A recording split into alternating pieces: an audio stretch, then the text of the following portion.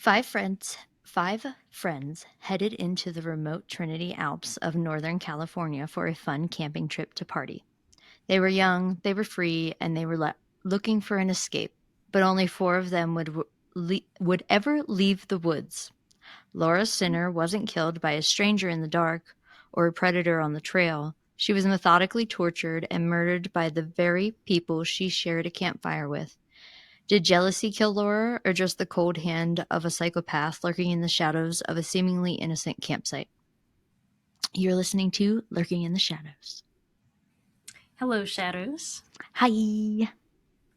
Welcome back. I'm Kirsten. And I'm Amber. And this is Lurking in the Shadows. Yeah. Did we already say that? We're your hosts. Did I say that? Yeah. Didn't Oh, I don't think so. No. Too many. We've said shadows. Take a shot every time we say shadows. Well, sorry, we changed our intro up and now it throws us off a little. Yeah, I'm confuzzled. I hope you guys are too. We'll get it together. We're just normal people, just recording in our houses. But yeah, let us know. Are you liking the new intro with a hook? Or do you prefer the old intro? Let us know. Yes. Because, I mean, hopefully it's flowing better. Let us know if that's what our goal was, is that maybe drawing you guys into the flow of what you're listening to. Yeah. But let us know if it's not doing what we think it is. Yeah.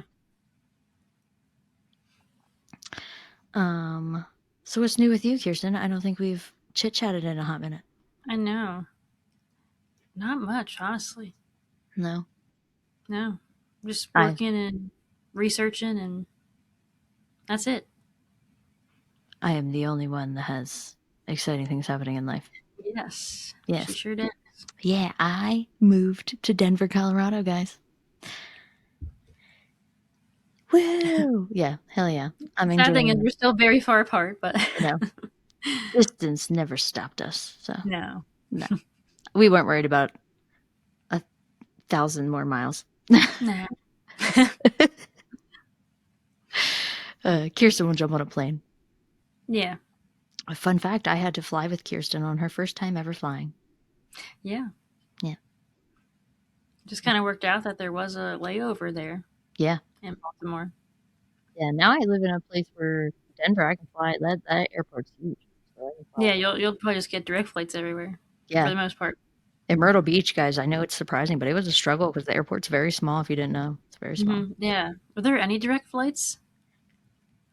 Yeah, like Nashville. Like there was direct to Nashville from there, and where else for Southwest?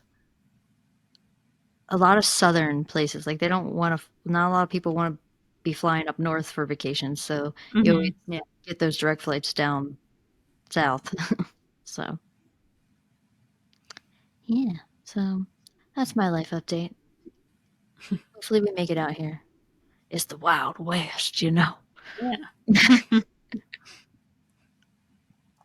Well, today we are talking about Lora Sinner, and you don't know anything about this one, right? I kind of picked this one out of the air, honestly.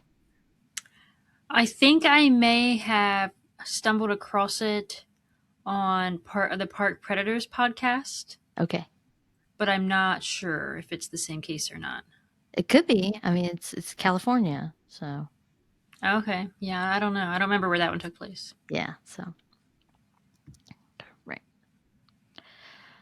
Lora Ann Sinners was born on October 25th, 1977 in Yakima, Washington. She was the youngest of three, with two older brothers, Ryan and Jason Sinner. Her mother died when Lora was 20 of leukemia, and her father's name was never made public, but they were both very active in Lora's life. She was raised in a Christian household that attended church and actively prayed together, like at the dinner table.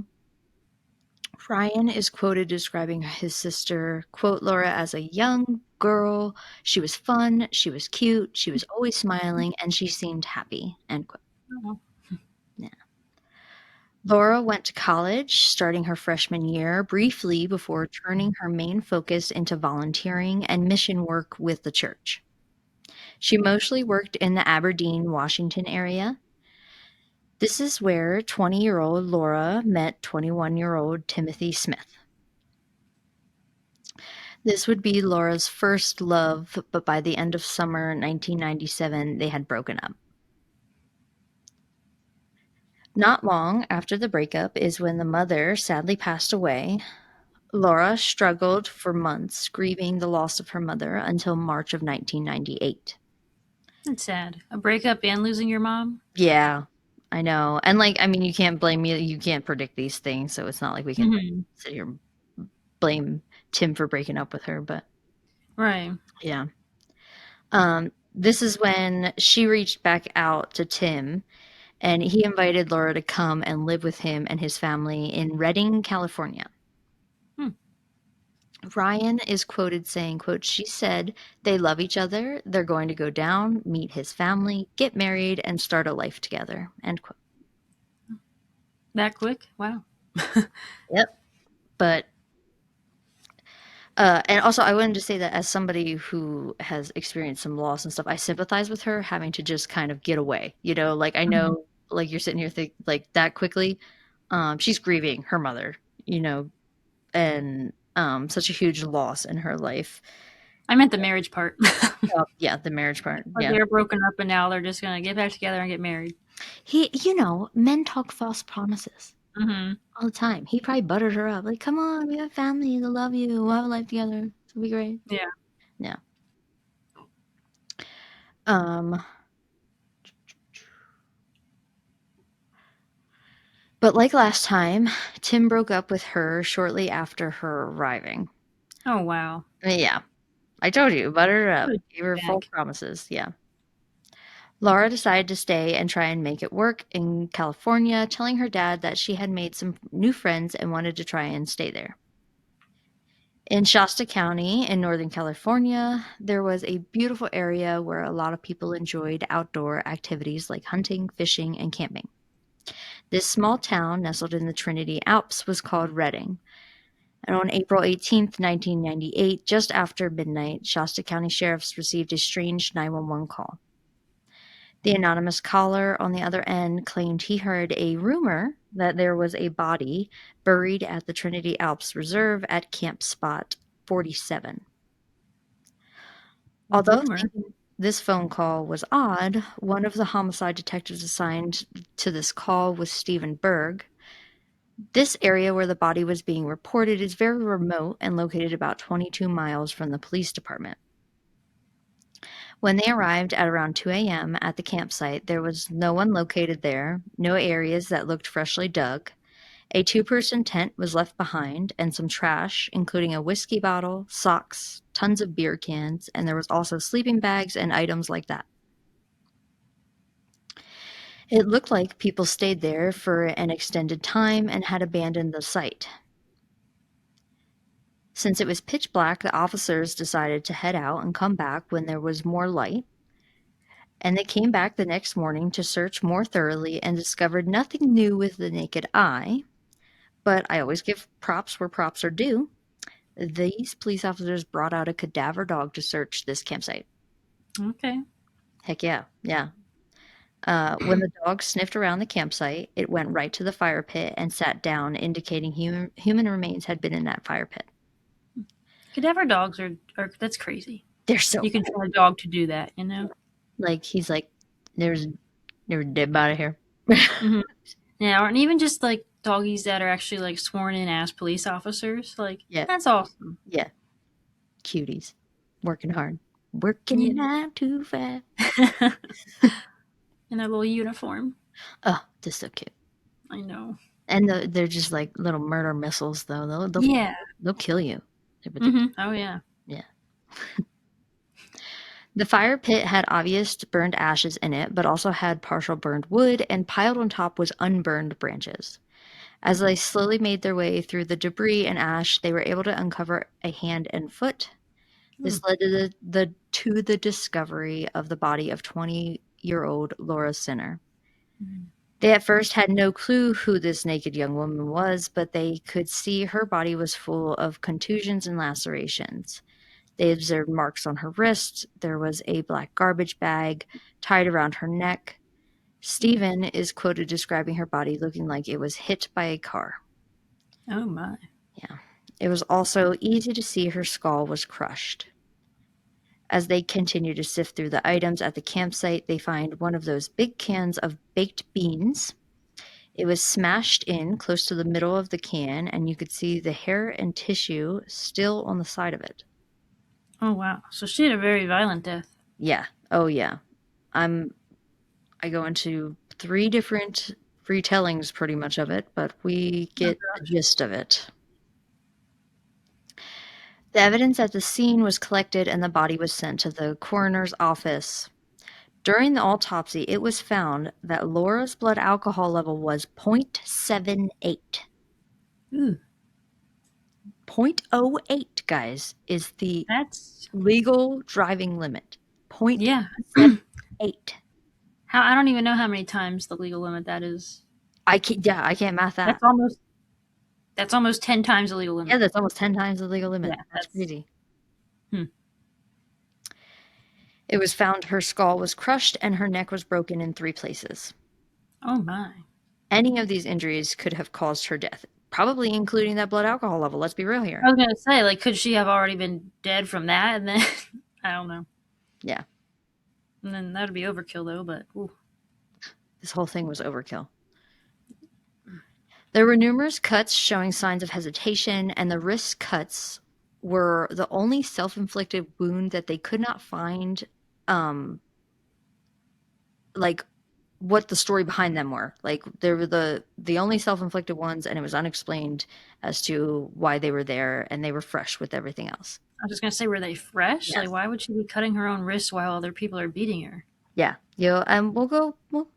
We get some stories later. Okay. Yeah. It won't make any sense, but you know. Criminologist Michael Arntfield observed this violent murder as, quote, overkill, saying this type of violence is usually fueled by a sexual fetish or a personal hatred fueled rage. Yeah, I think someone definitely knew her. Yeah. The medical examiner was able to get the dental records and was able to then identify the victim as Lora Sinner. Ryan Sinner, who again was Lora Sinner's brother, said in an interview about his dad he had been looking for Lora for a little over a week after not receiving phone calls back from his daughter. Oh, Yeah. The first person police begin looking into is Timothy, of course, but it was discovered after their breakup that they had minimal contact with her. They had broken up a few weeks before she went missing. He was wasn't also, she living with him? huh? Wasn't she living with him? No, and I probably um, should have put that first, but I go over her living situation and how Oh, okay. terrible it is once her and Oh, Timothy broke up. okay. Um, he was also very devastated and shocked when he found out Laura was dead. It also came out during the interview with Tim that the living conditions with the family were not the best situation, to the point that CPS was involved with the family members living in the house. What the Tim heck? has 2 siblings, his sister Lori and his brother Paul. Paul Sr. is the father who decided he did not want Laura living in the house anymore. So Lori, Paul Jr., and Laura all moved in together. After learning all this info and Tim's mannerisms during the interview, he was wrote off as a suspect. But all the info he provided turned the police attention to Paul Smith Jr. Paul was a troublemaker and different from his brother. He was a leader and had an angry, manipulative side to him. When police started investigating Paul, they got a huge tip in the form of a phone call to the Shasta County Sheriff's Office. The man on the other end of the phone call claimed his foster daughter witnessed a murder up in the Trinity Alps Reserve. Her name was Amy. She was 14 years old and she was removed from her foster home and then interviewed by police. It was found out she was in a relationship with Paul Jr.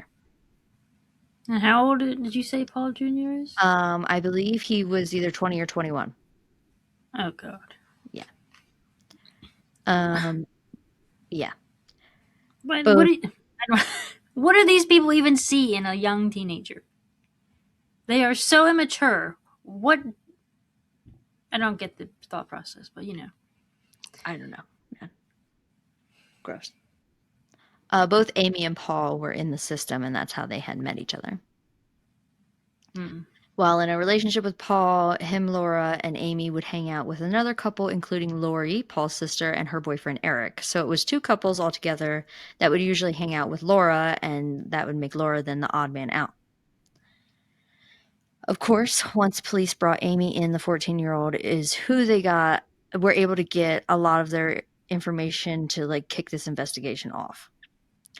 She tells them in mid-April, all five people, the two couples and Laura, head to Trinity Alps Wilderness Reserve to camp. After only a few days of partying and having a great time, they ran out of supplies. But they were having such a great time, they didn't want to go home. They wanted to stay. The group would use Laura's car to run to town to get more supplies each time they ran out. They were really just using her for her vehicle. These trips into town, using what money that they did have, soon turned into them robbing cars and businesses for supplies when the money did run out. Yeah. Laura was the only one who was against what they were doing. When asked by Paul if she was going to tell on them when they got back into town, she unfortunately answered yes. He was Hmm. asking Laura this question while they sat around the fire at the campsite after committing some kind of theft that night. This is when Paul pulled out a dent puller and swung it like a baseball bat, and that's how Amy described what had happened that night. He struck Laura several times in the head. She then claimed he buried her in a ditch he dug in the fire pit, covered it in branches, and lit it on fire. So And he he just said, randomly decided to start beating her. because she said she's going to tell on them about the robbing and stuff. Okay. So you'd rather go to prison for murder than robbery? Yep, that's what Amy's saying. Yep. Detectives asked Amy why she never came forward about what she saw, and she said he threatened them that he would do the same if they told police. So now that they have Amy's confession, their first person they decided to interview was Lori, Paul's sister. She told police throughout the time at the campsite, the fun partying soon turned into him forcing everyone to smoke weed and drink and just do things they didn't want to do. Lori also was able to retell the same story Amy did about Paul killing Laura. The one difference was Lori said what started the attack was Laura flirting with Paul, grabbing his butt and kissing him on the cheek. Paul got pissed about this and started yelling at her. Remember, everyone is drugged up at this point, apparently. He just went crazy, yelling at Laura, calling her a little bitch, and telling her to shut up. This is when he started beating on her before grabbing the dent puller and beat her in the back of the head and her neck, her rib cage, and her back, according to Lori. My God. Laura is still awake and screaming at this point. Lori said Paul was laughing while Laura screamed out, "Lori, help me! Lori, help me!" Lori said in the interview she couldn't or he would kill her. Paul then grabbed a razor and some rope with intentions to make it look like Laura killed herself. He put the rope around her neck and then tied her legs and arms up. Then his idea was to slice her wrist to add the suicide part. And at this Um, point, Lori said he had also put a black garbage bag over Laura's head. Paul is quoted saying, quote, "God, this bitch is hard to kill," according to Lori. how would the plastic bag over the head fit their suicide narrative? Also, her arms and legs were tied up, and there's a noose around her neck, like, and then, like, wait, what? Right. So did she tie herself up while her wrists are bleeding? Like, Yeah, what? You gotta get your story straight here. You're yeah, just tying her up and then cutting her wrists, be like, "Oh, she killed herself," and then puts a plastic bag over her head. yeah, Yeah, it's giving stupid. yeah, fucking idiots. This is when Lori claims she tried to step in by yelling, quote, "Stop, she's had enough, leave her alone," end quote. This reminds Well, me of the Colleen Slimmer case. which one was that? She was beat to death by Krista Pike and her boyfriend and Oh, another yes, that one. uh, another student. Hers was very brutal death as well, Yeah. Yes. Tortured. where no one intervened. Yep, no one interviewed. Everybody just stood back and watched. Mm-hmm. And also like Or um participated. or participated. I know like under pressure and stuff, but you participated, you know. Paul then took the dent puller and hit Laura a few more times on her neck. Lori said it was up to 20 times he struck her. She said you could just hear Laura's bones crush. Oh no. Yeah. Now Paul, enraged, yelled at Lori's boyfriend, Eric, who obviously did not want to get involved, but he was afraid of what could happen to him. He wanted Eric to start digging a hole in the fire pit. Eric had no interest in getting involved, but he was so afraid of Paul, he did what he said. Lori said tears ran down Eric's cheeks as he dug Laura's grave that night. They stripped Laura naked and buried her in the hole. Paul told everyone to forget everything they saw that night, or he would do the same to them. Why does she need to be naked? I don't know. I don't know. Yeah, because they're gonna identify her no matter what. Mm-hmm. Yeah. The major problem with the girls' confessions is the major points of their story did not quite match up. Investigator Craig Carpenter said that the stories and the evidence collected didn't match, but they were eager at this point to talk to Eric and Paul and see what their stories are. Excuse me. Both boys at the time were in jail for car theft. So police decided to start with Eric Rubio. Of course, at first, Eric was afraid to confess to what happened because he didn't want to be locked up for a long time. No, should have thought of that, buddy. Yeah, I mean, you're locked up for car Yeah. theft too. I mean, where do Mm-hmm. you draw your line here, criminal? Right. Yeah. He went through a story similar to Lori's, but he said Amy was jealous of Laura flirting with Paul. He claimed Amy started it by running over and punching Laura right in the face for flirting with Paul. This Oh. started a fight between the girls where Laura started overpowering Amy. I mean, she's 14 years old. Right. Eric claimed this is when Lori jumped in, hitting Laura while Amy went and got the can of kidney beans and started hitting, or baked beans, and started hitting Laura. But Amy was weak, and apparently she wasn't doing enough damage for Lori's liking, so she took the can and started beating Laura harder. I was gonna say, so now this 14-year-old is joining in murder. Yes. He said she hit her up to 8 times with the can in the back of the head. Eric said Laura was awake and screaming at this point. Amy went into a tent near her and grabbed a dent puller and started beating Laura in her neck area and the back of her head. Paul got mad she wasn't hitting her hard enough again, so he took the dent puller himself and started hitting her with it. Eric said he then got the rope and made a noose and handed it to Paul, where he tied up Laura. He then got the razor blade, and Eric said Paul screamed, "Do you want me to slit your wrists, or are you going to do it?" Laura answered, saying, quote, "I'll do it." But So when there's at least 5 people there's involved Eric, in this. well, counting Laura, yeah, there's 5. So where's her ex-boyfriend at? Tim is like out of her life. That's why he wasn't a suspect. Paul is Tim's brother. Because wasn't she living with them though? Like when She's they living moved with, out of the house? yeah, but she wasn't living with Tim. She's living with Paul. Oh, so Tim stayed behind.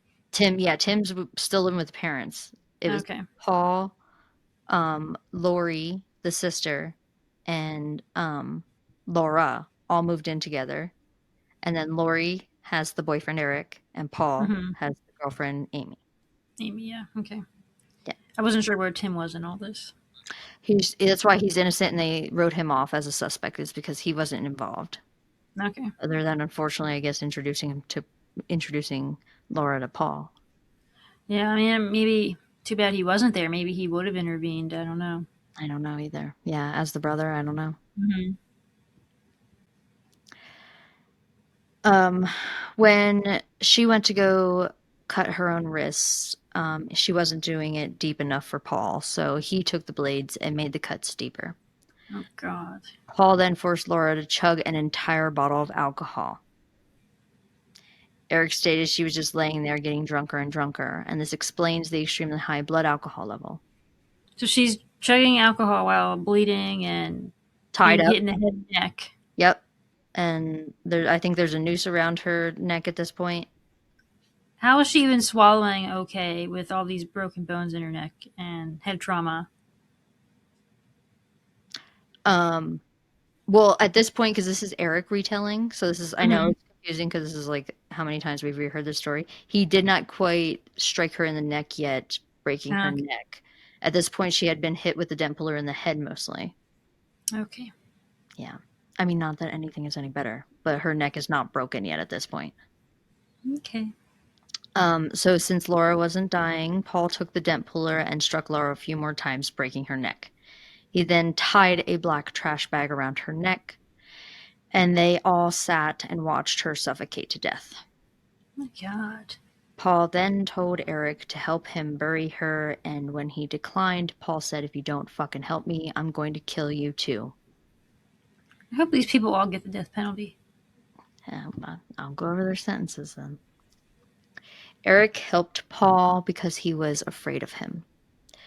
With everyone's statement, police believe this torture of Laura happened over the course of 3 hours. That was like Colleen. Hers happened over, I think, an hour. Yeah, 3 hours of just probably partying, watching her lay there. Yeah, there's no excuse in that. I don't care how afraid you claim you were of this guy. You're in the woods. You literally could have ran away and hid somewhere. Yeah. And take Laura's car. I mean, go get help, Mm-hmm. you Right. know? No excuse. Um, so the police have mixed stories here, but I'll say to me at this point, Eric's confession is the only one that had included like the kidney bean, um, the dent puller, and I don't know. His story to me seemed like the most reliable to me. Mm-hmm. Now it was time to bring in Paul Smith Jr. for questioning. Paul eventually, after hours, admitted to pretty much everything Eric said happened that day. He did try to spin a story like he was saving Amy from Laura being beating on her, trying to come out like he's some hero. Mm-hmm. Paul said the reason he did it was because he was convinced Laura would go to police and tell on them, so collectively as a group they decided to kill her. He tried to claim he gave her the whiskey to make her more comfortable because he didn't want her to suffer. Well, why'd you beat her to death? Yeah, yeah. He's suffering How do because, you not suffer through that? yeah. So stupid. In the documentary I watched, police noted this kind of thinking he, being a hero, making it like he was a good guy to the victim is a telltale sign of a psychopath. Yeah. Police investigated Paul's job and got a dent puller from one of Paul's coworkers. This dent puller still had his fingerprints and hair and tissue from Laura left on it. Oh God. Now that they had the murder weapon, police have also enough on everyone to charge all four in the murder of Lora Sinner. Lori Smith is sentenced to 25 years to life in prison. Eric got 18 years to life in prison. 14-year-old Amy got the maximum sentence for a juvenile in the state of California, so she would remain in the detention until she was 25 years old. In August of 2002, Paul Smith Jr. is sentenced to death row. However, in 2015, after the California Supreme Court determined Paul was denied the chance to call an expert witness to the stand during his trial, his guilty verdict would stand, but he is now sentenced to life in prison without the possibility of parole. Oh, come on. I know. But I mean, California now doesn't uphold the. Yeah, they don't have death penalty anyway. Yeah, so I guess it doesn't really matter, but still stupid. Justice Carl A. Corrigan is quoted saying, quote, because we cannot say beyond a reasonable doubt that the penalty determination would have been the same had the jury heard from defendant expert. We must reverse the penalty judgment, end quote. This judge determined this after Smith already had an incident in prison where he beat up a guard, and the night before this hearing, he was caught trying to escape. Oh, come on. Yeah, good. He's just being being a great person in prison, and we're changing his So sentence. all of this, and they're worried that he didn't have a witness. Yeah, one Extra yeah. witness. Okay. Yeah. Paul will live out the remainder of his sentence at San Quentin. Well, I think that's a pretty tough prison, so good luck, buddy. Yeah, stupid little bitch, little stupid ass hoe. Yeah, all of them. They're all stupid assholes. Yeah, all he is. But beating a woman to death. And a 14-year-old being involved. Yeah, disgusting. Like, I mean, yeah, you could say peer pressure and stuff got the best of her. You know, her frontal lobe isn't fully developed yet, but still. Yeah. You know you don't murder someone. Yeah. Fucking bitch. That's crazy. That was crazy. Did you know any of that? Does it sound similar? I think it was the same case, yeah. Yeah, good. Well, But it's horrific. Yeah. I forget how I found the case, actually. I can't quite remember, but I just found it. Yeah. Yeah. That poor girl. I know. Just out camping, thinking like, Yeah. oh, look at my friends. Like I'm hanging out with my friends. She probably suspected nothing of it, and then she's dead. I also wonder, like, when the dad of Paul and Tim kicked her out, or like, so they didn't want her there. Why didn't they contact her parents and be like, "Come get your kid. She can't stay here." I mean, I guess because she was telling her dad that she made these friends, meaning Paul and Lori, and she wanted to stay there and move and try and make it. She told her dad. Yeah. Sad. It is really sad.